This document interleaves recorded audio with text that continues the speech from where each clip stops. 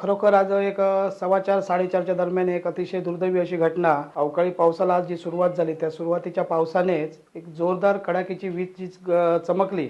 त्या विजेने तिथल्या असलेल्या नारळाच्या झाडावर माडावर एक वीज पडली आणि त्या विजेचा फटका त्याच्या शेजारी असलेल्या एका झाडावर पडून त्याच्या ज्या फांद्या आहेत मोठ्या फांद्या त्या फांद्या ह्या राहत्या घरावर पडून या घराचं अतोनात असं आर्थिक नुकसान झालेलं आहे, वित्तहानी झालेली आहे. दुर्दैव एवढं चांगलं होतं किंवा दैव बलत्तर म्हणून ह्या घरात जीवितहानी झाली नाही. काही कारणास्तव या घरातले व्यक्ती मंडळी बाहेर असल्या कारणाने बाहेर असल्यामुळे ते बालबाल वाचलेले आहेत. नाहीतर एक मोठी दुर्घटना इथे घडली असती आणि खूप अशी मोठी हानी झाली असती. आर्थिक हानी त्यांची जवळजवळ सगळं पकडून इलेक्ट्रिकच्या आतल्या वायरिंग, मीटर किंवा त्यांच्या फ्रीज इत्यादी ज्या इलेक्ट्रॉनिक वस्तू आहेत हे पकडून एक अंदाजे 1.25 लाखाचं त्यांचं नुकसान झालेलं आहे.